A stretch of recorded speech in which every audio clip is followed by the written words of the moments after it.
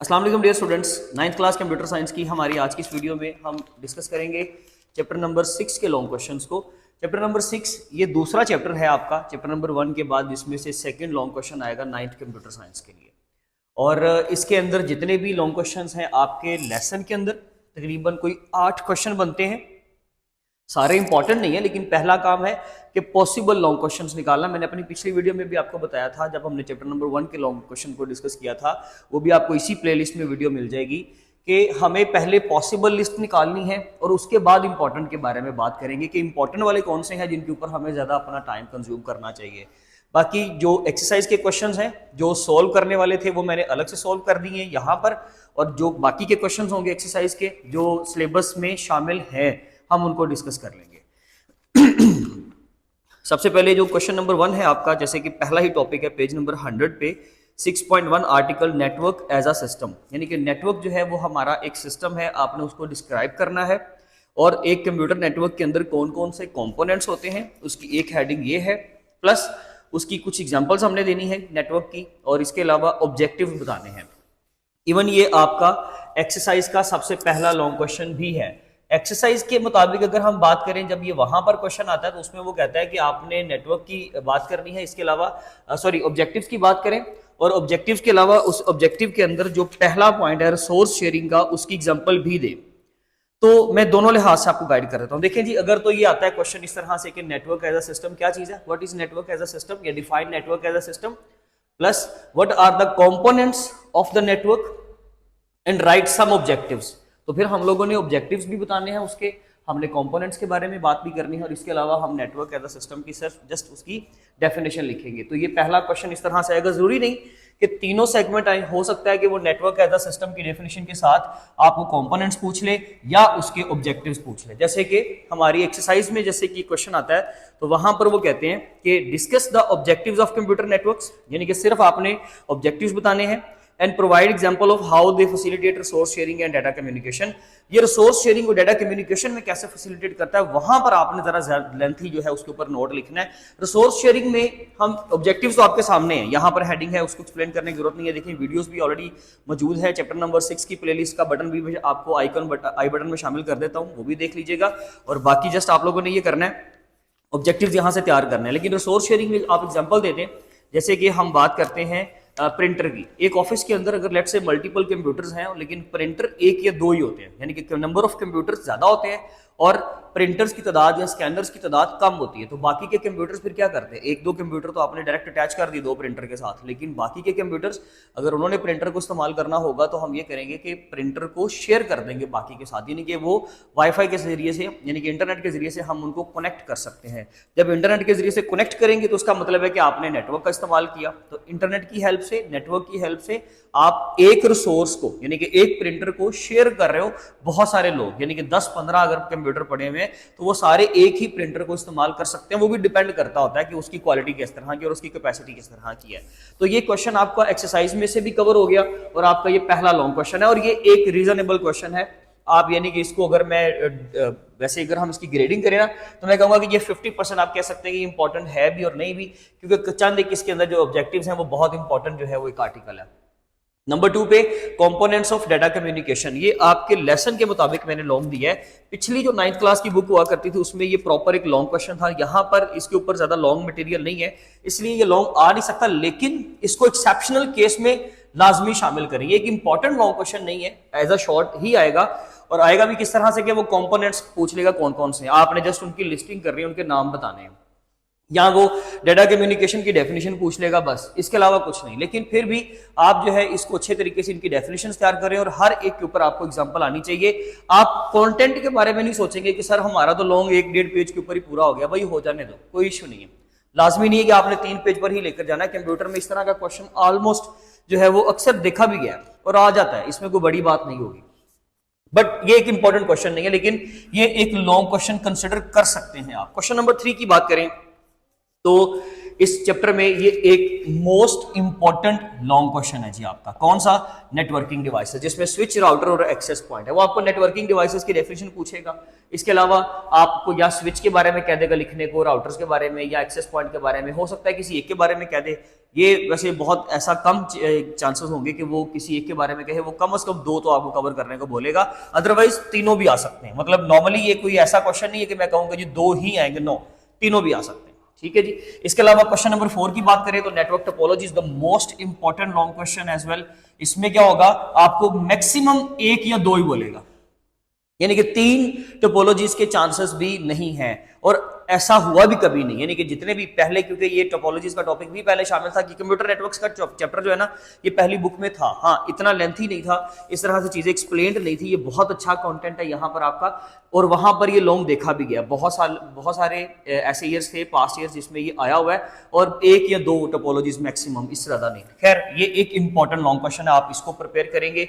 कोई भी टोपोलॉजी आएगी, याद रखिएगा डेफिनेशन के साथ। इसकी डेफिनेशन लिख दी, पहले आप नाम सबके लिखते हैं, आपको प्रेजेंटेशन का तरीका बता रहा हूं, आपने नाम सबके लिख देने हैं, फिर आपको जो वो कहेगा एक्सप्लेन सिर्फ वही कर लेनी है बस, और डेफिनेशन, एडवांटेज, डिसएडवांटेजेस, और साथ में डायग्राम। ये 3 से 4 हेडिंग जो है आपकी किसी एक टोपोलॉजी के अंदर, यानी कि जो भी आपकी आएंगी वो टोपोलॉजीज के अंदर आपकी ये हेडिंग्स 4 कम से कम पूरी होनी चाहिए। आपने एडवांटेज भी लिखने हैं, इसके लिए आप की बुक का इस्तेमाल करें, आपको वहां पर अलग से हेडिंग्स मिल जाएंगी। उसके अलावा ट्रांसमिशन मोड एक इंपॉर्टेंट क्वेश्चन नहीं है, ये बहुत इंपॉर्टेंट कॉन्सेप्ट है इन रियल लाइफ, बट ये एक इंपॉर्टेंट क्वेश्चन नहीं माना जाएगा। सिंप्लेक्स, हाफ डुप्लेक्स और फुल डुप्लेक्स के ऊपर ये क्वेश्चन है, और ये सारा ही आएगा ट्रांसमिशन मोड की डेफिनेशन, और वो मोड्स आपने एक्सप्लेन करने हैं, साथ में एग्जांपल्स देनी है, और एग्जांपल्स आपने with the help of diagram देनी है। अगर किसी की वहां पे डायग्राम नहीं बनी तो वो भी आपने बनानी है। वैसे तो अगर इसको हम देख लेते हैं एक बार, तो यहाँ पर टोपोलॉजीज के क्वेश्चन के बाद ही आई थिंक ये टॉपिक है, यस, ट्रांसमिशन मोड। पहले वाले में सिंप्लेक्स कम्युनिकेशन में कीबोर्ड और सीपीयू के दरमियान कम्युनिकेशन दिखा रहा है, यानी कि कीबोर्ड से जस्ट सिग्नल जाता है सीपीयू को, सीपीयू रिस्पॉन्स बैक नहीं करता कीबोर्ड के ऊपर। तो ठीक है, आप इसको कैसे बताओगे, आप बोलोगे डिवाइस नंबर 1, डिवाइस नंबर 2, या कंप्यूटर नंबर 1, कंप्यूटर नंबर 2, कुछ भी इस तरह का लिख दे। जो एक मैसेज सिर्फ जा रहा है, आ नहीं रहा, तो वो कभी भी इस चीज के ऊपर ऑब्जेक्शन नहीं लगाएगा कि आपने तो कंप्यूटर लिख दिया, डिवाइस लिख दिया, नो, कोई इशू नहीं। हाँ, आप कीबोर्ड लिख दें, कीबोर्ड का नाम लिख दें, साथ में आप सीपीयू का नाम लिख देंगे कि कीबोर्ड और सीपीयू के दरमियान प्रॉपर आपको डायग्राम बनाने की जरूरत नहीं है। फिर हाफ डुप्लेक्स की बात करें तो वहां पे वायरलेस बना हुआ, वो एज इट इज नहीं बनाना, बस आप एक बॉक्स बनाकर लिख देंगे ये वायरलेस है, सिंपल, तो उसकी डायग्राम लाजमी है। और फुल डुप्लेक्स में तो प्रॉपर कंप्यूटर्स है, और वैसे प्रॉपर कंप्यूटर में जो है वो फुल डुप्लेक्स ही होता है, यानी कि प्रॉपर कम्युनिकेशन ही होती है, याद रखिएगा। बट ये एक बहुत इंपॉर्टेंट लॉन्ग क्वेश्चन नहीं है, रिकमेंडेड है अभी तक ये और ये। ठीक है जी। उसके बाद OSA model, the third most important long question, the most important long question, OSA model. और इसमें भी ऐसा नहीं होगा कि वो सारी की सारी, इसमें क्योंकि 7 लेयर्स हैं, ठीक है जी, आपको डायग्राम आनी चाहिए। इसका जो आर्किटेक्चर है ना, लेयर्ड आर्किटेक्चर, अगर आप देखें ये पेज नंबर आपको मिलेगा, पेज नंबर है आपका 110, इसके ऊपर आपको यहां पर डायग्राम मिल भी रही है, नजर आ भी रही होगी, लेकिन ये डायग्राम सारी बनाएंगे, आपने बताना है कि रिसीविंग साइड से इसको किस तरह पढ़ेंगे। जब हमने डिवाइस डाटा सेंड करना होता है तो हम ऊपर से नीचे की तरफ इसको रीड करते हैं, और जब हमने डाटा रिसीव करना होता है तो फिर हम इसको नीचे से फिजिकल लेयर से रीड करते हैं, ये आपको पता होना चाहिए। और ये इंपॉर्टेंट टॉपिक है, अच्छे तरीके से पढ़ाया भी हुआ है, वो आप इसकी जाकर वीडियो भी देख सकते हो प्लेलिस्ट में से निकालकर, चैप्टर नंबर 6 की। और इसकी सारी लेयर्स नहीं बोलेगा आपको, 3 या 4 लेयर मैक्सिमम बोलेगा। अगर वो एनी बोल दे, एनी लेयर्स, तो फिर रिकमेंडेशंस ये है कि किसी एक सीक्वेंस के साथ लिखें, पहली 4 लिख दें, आखिरी 3 लिख दें, 4 लिख दें, जो भी सेंटर से कोई निकाल लो। लेकिन ये मत करें कि जी मुझे पहली आती है, चौथी आती है, 5वीं आती है, ऐसे ना करें। कोशिश करें कि एक सीक्वेंस के साथ ये क्वेश्चन आपको तैयार हो, लेकिन आप डेफिनेटली इसके बारे में श्योर नहीं है कि कौन से आएंगे, हो सकता है वो हाईलाइट कर दे, लेकिन ऐसा बहुत वर्स्ट केस में होगा कि वो आपको हाईलाइट करके कह दे कि भाई आपने जो है ना वो एप्लीकेशन लेयर, आपने ट्रांसपोर्ट लेयर, और आपने इसके अलावा जो है वो डाटा लिंक लेयर के ऊपर लिखना है। अगर कह दे तो फिर डेफिनेटली मुश्किल हो जाएगी, आपको लॉन्ग तो डेफिनेटली सारा ही तैयार करना पड़ गया। आप तो ये भी सोच रहे होंगे सर इसका मतलब है चैप्टर तो सारा ही होगा, जी बिल्कुल सारा ही है, आपका फर्स्ट बैच है, इस बुक के साथ आपको करना पड़ेगा, ठीक है। तो खैर इसमें वैसे जो बेस्ट रिकमेंडेशन है वो यही है कि आप इसकी जो है ना वो पहली 4 लेयर अच्छे तरीके से तैयार करके जाएं लाजमी तौर पे। बाकी भी आपको आनी चाहिए, शॉर्ट में तो कोई भी आ सकता है, लेकिन पहली 4 विद एग्जांपल अच्छे तरीके से डायग्राम आपको रटी होनी चाहिए।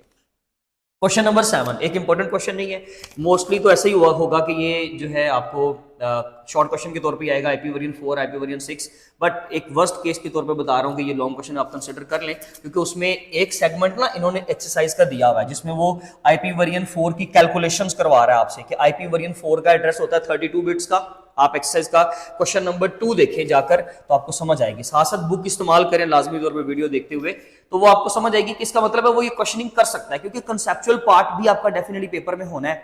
तो आप कह सकते हो कि भाई वो इस तरह का क्वेश्चन दे सकता है। ये एक वर्स्ट केस के लिए मैं आपको तैयार कर रहा हूं कि आपको हर लिहाज से कम पता सारा हो, फिर बाकी बाद में बंदा अपनी मर्जी कर लेता है। अपने टीचर से पूछ लें आपके कौन सा आपको करना चाहिए तैयार। जहां पर भी आप पढ़ते हो आपको अच्छे तरीके से टीचर्स ही गाइडलाइन दे सकते हैं, आप इस चीज को लाजमी कंसिडर करें। अच्छा, तो आपको आईपी वेरिएंट 4 और 6 के दरमियान में डिफरेंस बताना चाहिए। एड्रेस कैसे लिखते हैं, और एक आईपी वेरिएंट 4 कितने बिट्स का होता है, आईपी वेरिएंट 6 कितने बिट्स का होता है, वो कैलकुलेशन कैसे करते हैं, वो सारा आपको पता होना चाहिए। बट एक इंपॉर्टेंट लॉन्ग क्वेश्चन नहीं है। क्वेश्चन नंबर 8, हाँ पिछली बुक में क्योंकि ये बहुत लेंथी लिखा हुआ था तो वहां पर लॉन्ग आया भी हुआ है ये, ठीक है जी। टाइप्स ऑफ नेटवर्क्स, अच्छा ये पिछली बुक में नहीं था, ये एक नया टॉपिक है और ये आप इंपॉर्टेंट ही कंसिडर करें। टाइप्स ऑफ नेटवर्क्स में एक तो नेटवर्क की आप डेफिनेशन बता दें, उसके बाद आप टाइप्स के बारे में बताएं। टाइप्स है इसकी पैन, लैन, मैन, वैन and CAN. Personal area network, local area network, metropolitan area network, wide area network and campus area network. और आप कह सकते हैं कि इसमें से कोई से 2 या 3 वो आपको हाईलाइट करके दे देगा, हाईलाइट कर देगा कि जी आप ये वाले के ऊपर नोट लिख दें, या एनी 3 के ऊपर, एनी 2 के ऊपर अगर कह देता है तो इट्स ओके। आप यानी कि यहां से ये 4 क्वेश्चंस, इवन मैं पहले वाले को भी यही बोलूंगा कि वो एक इंपॉर्टेंट क्वेश्चन है। ये 5 लॉन्ग क्वेश्चन आपके बनते हैं और ये कोई बहुत बड़ी बात नहीं है, 5 क्वेश्चन को बहुत ज्यादा क्वेश्चन नहीं है, आप इनको करें।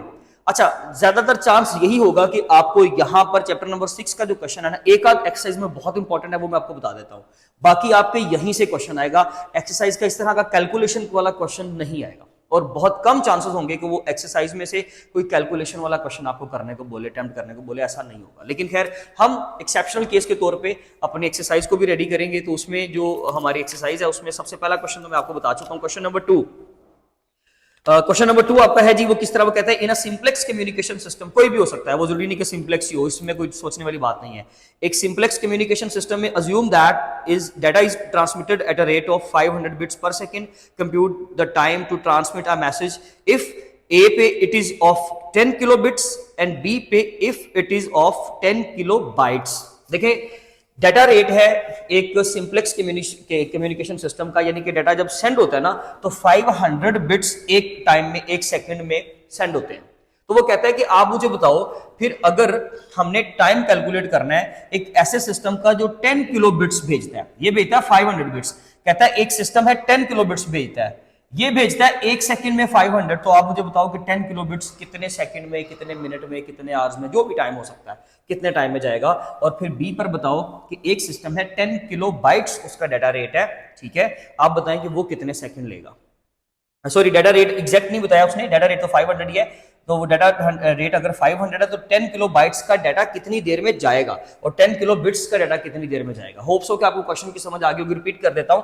500 बिट्स पर सेकंड उसका डाटा रेट है, ठीक है, और हमने क्या कैलकुलेट करना है कि 10 किलो बिट्स का डाटा कितने सेकंड में और 10 किलो बाइट्स का डाटा कितने सेकंड में जाएगा। तो सिंपल सी बात है, डाटा रेट को टाइम निकालने का जो फॉर्मूला होता है वो होता है बिट्स को आप रेट पर डिवाइड कर दो। हमारे पास बिट्स कितने, यहाँ पे 10 किलो बिट्स ए ऑप्शन में, ए पार्ट में, तो 10 और किलो की जगह पे हम लिखेंगे 3 zeros, क्योंकि 10⁻³ होता है ना, किलो आपका एक प्रीफिक्स आपने फिजिक्स में पढ़ा होगा, तो 10,000 बन गया और रेट कितना हमारे पास 500 पे डिवाइड कर दो, 20 सेकंड आपका आंसर निकल आया। नेक्स्ट वाले की बात करें तो 10 किलो बाइट्स है, बिट्स नहीं है, हम पहले बिट्स लिखते हैं। 10 किलो बिट्स तो आप लिख सकते हो एनी टाइम, लेकिन आपके पास एक बाइट के अंदर 8 बिट होते हैं, इसलिए मैंने उन बिट्स को 8 से मल्टीप्लाई कर दिया, ठीक हो गया। तो ये बाइट्स में करूं, पहले ये बिट्स में था यहां तक, लेकिन 8 से मल्टीप्लाई करने पर, क्योंकि एक बाइट में 8 बिट्स होते हैं, तो फिर ये क्या होगा आपका, किस में कन्वर्ट हो जाएगा, बाइट्स में। अब ये 80,000 बाइट्स हैं आपके, सॉरी एक्सट्रीमली सॉरी, यहां से थोड़ा सा गलत हो गया, 80,000 बिट्स बन गए, क्योंकि अब आपने उसको एक ही यूनिट में कन्वर्ट कर दिया ना, या आपने मल्टीप्लाई किया, तो मल्टीप्लाई करके हम लोगों ने उसको कन्वर्ट कर दिया बिट्स में। अब आपकी ये वैल्यू आ गई बिट्स में। अब आप क्या करेंगे, ये वैल्यू लिखी हुई थी आपकी बाइट्स में, आपने 8 से मल्टीप्लाई किया, छोटे यूनिट में लाने के लिए आपने मल्टीप्लाई किया।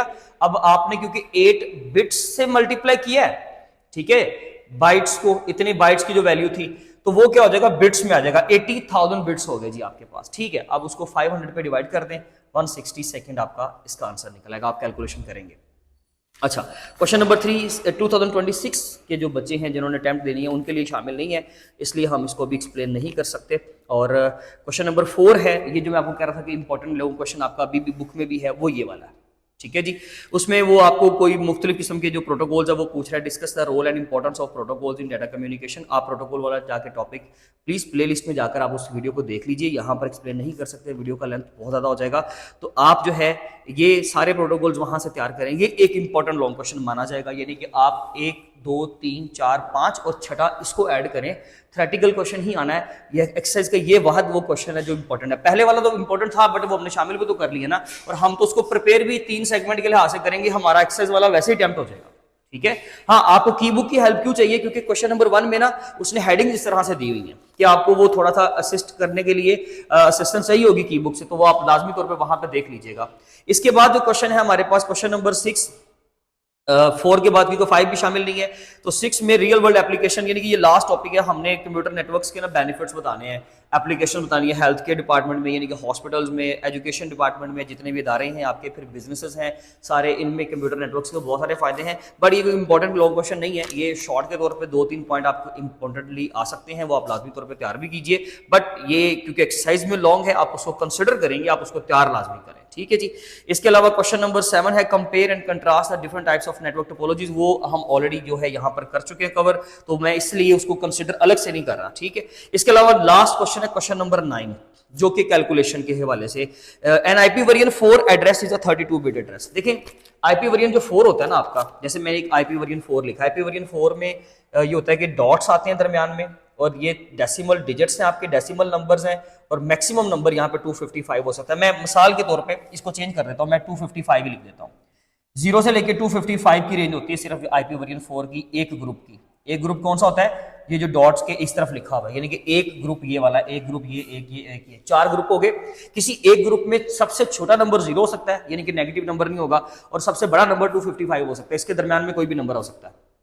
तो चले, अगर लेट्स से 255 होता है सबसे बड़ा नंबर, जब आप उसको बिट्स में कन्वर्ट करोगे ना, क्योंकि आपने जो उसको बताना है, कैलकुलेशन करके देनी है, आपने बिट्स में करके देनी है। आप 255 को बाइनरी में कन्वर्ट करो, डेसिमल नंबर को बाइनरी में कन्वर्ट करने के लिए आप ये वाला मेथड यूज करते हो, 255, इसको 2 पे इसका एलसीएम लेते जाओ, हर नंबर हो रहा है या नहीं हो रहा, 2 पे लेते जाओ और साथ में उसका रिमाइंडर लिखते जाओ, आपको मिलेंगे 8 बिट्स।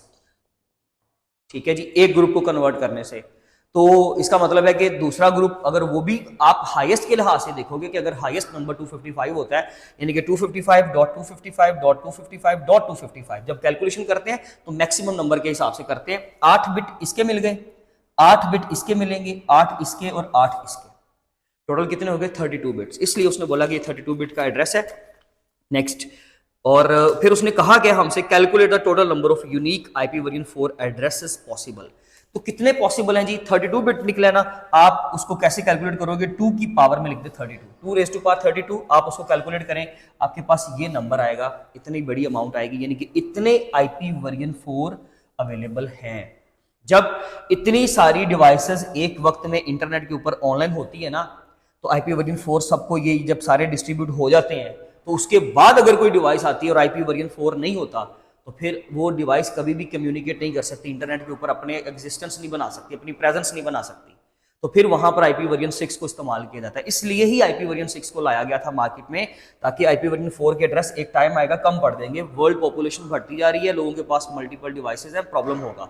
इसलिए फिर 2 रेज़ टू पावर 32 कैलकुलेट किया। ले जी, ऑप्शन ए का आंसर, पार्ट ए का आंसर तो ये है कि हमारे पास इतने जो है वो आंसर हो सकते हैं आईपी वेरिएंट 4 के एड्रेसेस। बट पार्ट बी में पता क्या कहता है, how many addresses are left if 10% of the total addresses are reserved for special purposes. पहले तो उसने ए में बोला show the calculation for the total number of IP variant 4 address, बस आपने यही कैलकुलेशन करके दिखानी है। आप पहले इसको कन्वर्ट करके बिट्स निकाल लें, 32 बिट बना लें, उसके बाद 2 रेज़ टू पावर 32 बिट, और ये आपका आंसर आ गया। अब आपने क्या करना है, वो कहता है कि अगर 10% हमने स्पेशल पर्पज के लिए निकाल दिए, जो आम सिविलियंस के लिए, पब्लिक के लिए नहीं है, बल्कि कुछ स्पेशल डिवाइसेस के लिए, सर्वर्स के लिए और स्पेशल डिवाइसेस के लिए हैं, तो वो 10% हमने निकाले, बाकी कितने बच गए।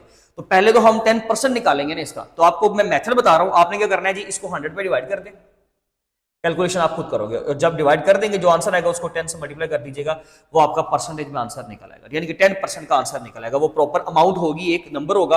अच्छा, वो जो भी नंबर होगा, आपने क्या करना है, आपने इस अमाउंट में से वो 10% का जो आंसर आएगा वो माइनस कर लीजिएगा, जो रिमेनिंग आंसर बचेगा वो आपका रिक्वायर्ड आंसर है जो उसने पार्ट बी में पूछा है। होप सो कि आपका क्लियर हो गया होगा। अगर आपका कोई क्वेश्चन कोई क्यूरी हो तो वो लाजमी तौर पे पूछ लीजिएगा, अदरवाइज हम चैप्टर नंबर 9 के लॉन्ग क्वेश्चंस की वीडियो में मिलेंगे। तब तक अपना बहुत ज़्यादा ख्याल रखें। Thank you so much.